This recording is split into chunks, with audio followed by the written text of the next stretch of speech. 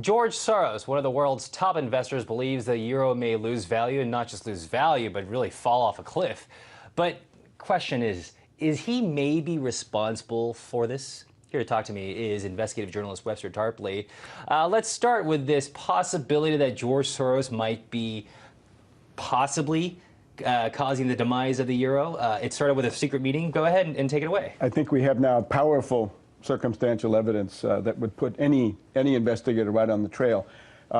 It's an attempt to create a new world monetary crisis. It's economic warfare to defend the dollar by attacking Greece, and through Greece attacking the euro. And the thing that's been revealed now in the last couple of days by the Wall Street Journal is a secret dinner at a Manhattan townhouse on February 8th, which was attended by a group of hedge fund predators. And these sociopaths, over a dinner of filet mignon, planned a speculative attack on Greek bonds and the euro using leverage rates of 20-1. And who was there? Monness, Crespi and Hart, a boutique investment bank, SAC Capital Advisors, Greenlight Capital, Brigade Capital, and above all, Soros Fund Management. Now, Soros had been preparing the ground, saying he thought that the euro was in danger of falling apart and breaking up.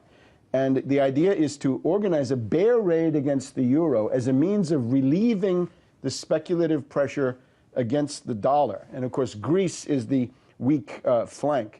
They say that the consensus around this table over the filet mignon, any outcome of the Greek debt crisis is going to be very bad for the euro. And then they go on to say in this Wall Street Journal account that as soon as you get Greece going, that's the first domino.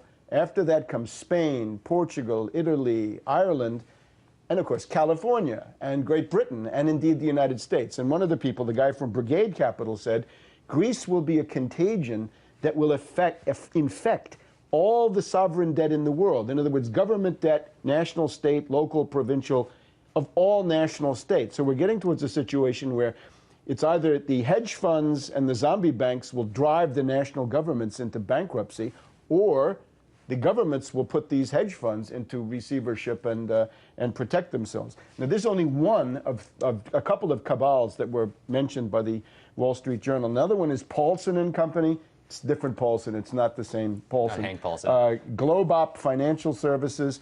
And then we have a group of zombie banks, all of them surviving because of U.S. taxpayer money. That would be Goldman Sachs. They couldn't be out of it. Bank of America Merrill Lynch, and Barclays Bank. And remember, they were saved by the U.S. through AIG derivatives payments. So a lot of these people, of course, there to make money, but there's also a political purpose. It's to mask the weakness of the dollar. The dollar reached a low in the first week of December after falling all during the fall at about $1.50, 51 to a euro. Since then, the euro has been losing.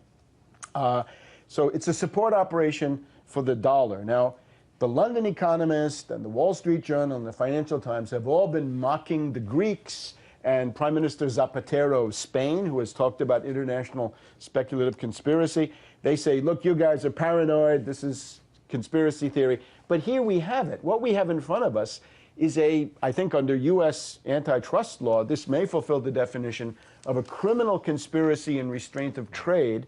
And if they were doing this in the U.S. stock market, that would be a pool, and that would be illegal. So right. I think it's clear that what Greece needs is not austerity, but they need to do things like ban derivatives. They need to outlaw credit default swaps.